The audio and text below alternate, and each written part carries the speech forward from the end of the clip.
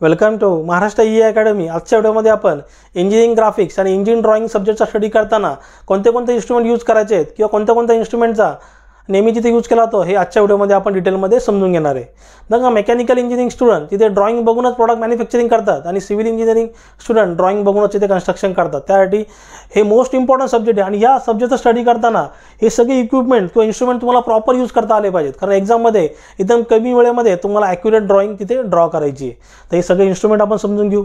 बघा, असेच तुम्हाला पुढच्या येणाऱ्या व्हिडिओचे अपडेट हवे असतील तर आपलं जे टेलिग्राम चॅनल आहे ते टेलिग्राम चॅनल तुम्ही जॉईन करा, त्याची लिंक तिथे डिस्क्रिप्शनमध्ये अवेलेबल आहे। बघा, आता आपण सगळे इन्स्ट्रुमेंट समजून घेऊ।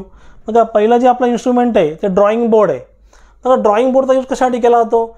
ज्या पेपरवरती किंवा शीटवरती आपण ड्रॉइंग ड्रॉ करतो तो होल्ड करण्यासाठी इथे ड्रॉइंग बोर्डचा यूज केला जातो। तर मोस्टली मेकॅनिकल इंजिनिअरिंग स्टुडंट इथे हाफ साईजचा ड्रॉइंग बोर्ड यूज करतात आणि सिव्हिल इंजिनिअरिंग स्टुडंट ते इथे फुल साईजचा आणि हाफ साईजचा असं दोन्ही ड्रॉइंग बोर्डचा तिथे यूज करतात। तर बघा, बाजूला तुम्हाला इमेज दिसत आहे। बघा, ड्रॉइंग बोर्ड तुम्हाला सेपरेट विकत घेण्याची गरज नाही आहे, तुम्ही कॉलेजमध्ये तिथे प्रॅक्टिस करू शकता। आणि तुम्हाला असं वाटतं आहे का तुम्हाला घरी प्रॅक्टिस करण्यासाठी ड्रॉइंग बोर्ड हवा असेल तर तुम्ही तिथे तो परचेस करू शकता। बघा, आता नेक्स्ट आहे ड्रॉइंग बोर्ड क्लिप। बघा, ज्या ड्रॉइंग बोर्डवरती जी आपण शीट ठेवलेली आहे किंवा जो पेपर ठेवलेला आहे त्याला होल्ड करण्यासाठी इथे ड्रॉइंग बोर्ड क्लिपचा इथे यूज केला जातो। बघा, मिनी ड्राफ्टर। आता मोस्ट इम्पॉर्टंट इन्स्ट्रुमेंट जे आहे ड्रॉइंग ड्रॉ करण्यासाठी ते मिनी ड्राफ्टर। बघा, मिनी ड्राफ्टर आहे, अशा प्रकारचा इन्स्ट्रुमेंट आहे। मग ह्या मिनी ड्राफ्टरचा यूज करून तुम्ही एक्झॅक्टली इथे हॉरिझॉन्टल आणि व्हर्टिकल लाईन ड्रॉ करू शकता। बघा, हा जो मिनी ड्राफ्टर आहे हा कॉम्बिनेशन आहे।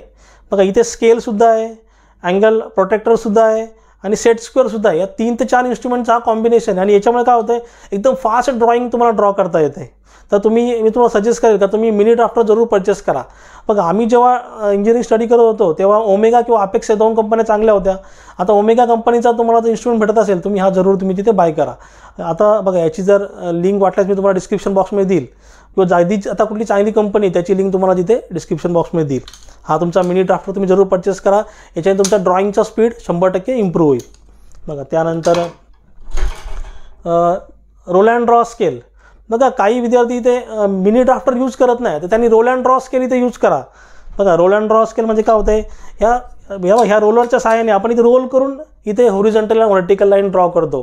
तर हा छोट्या साईजचा आहे, तुम्ही मोठ्या साईजचा सुद्धा इथे रोल अँड ड्रॉ स्केल तुम्ही इथे यूज करू शकता। आणि ह्याच्यासाठी मी तुम्हाला सजेस्ट करा ओमेगा कंपनीचा तुम्ही परचेस करा किंवा दुसरी कुठली चांगली कंपनी असेल त्याचा परचेस करा किंवा ॲटलीस्ट त्याची लिंक मी तुम्हाला त्याच्या डिस्क्रिप्शन बॉक्समध्ये देईल। बघा, सेट स्क्वेअर।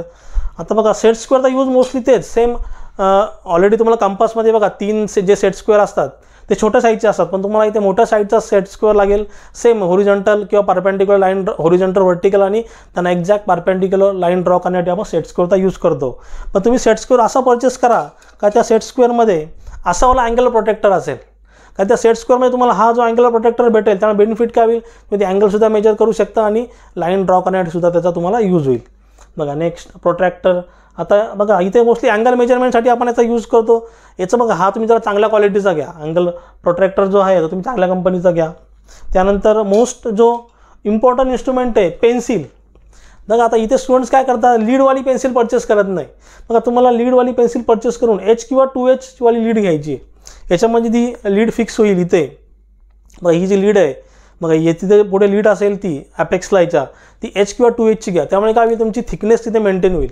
बघा, आपल्या ड्रॉइंगच्या नियमानुसार 0.5 mm is the maximum thickness, पण तुम्ही जिथे स्टुडंट तिथे काय करतात दुसऱ्या कुठल्या कंपनीचं नॉर्मल पेन्सिल तिथे घेतात। बघा, अशीवाली पेन्सिल तिथे परचेस करतात। तर मी तुम्हाला सजेस्ट करा तुम्ही लीडवाली अशीवाली पेन्सिल तुम्ही तिथे परचेस करा चांगल्या क्वालिटीची। बघा, नेक्स्ट कंपास। आता कंपास म्हणजे काय? कंपास म्हणजे आपल्याला बघा अशा प्रकारचा इन्स्ट्रुमेंट आहे, सर्कल किंवा आर्क ड्रॉ करण्यासाठी बघा अशा प्रकारचा कंपास आहे।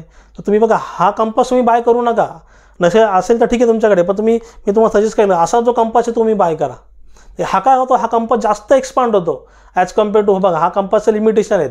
पण कधी मोठा आर्क ड्रॉ करण्यासाठी किंवा सर्कल ड्रॉ करण्यासाठी आपल्याला असावाला कंपास पाहिजे, तुम्ही असावाला कंपास तिथे बाय करा। जो कुठल्या चांगल्या कंपनीचा असेल तो बाय करा किंवा वाटल्यास मी लिंक तुम्हाला त्या डिस्क्रिप्शनमध्ये देईल।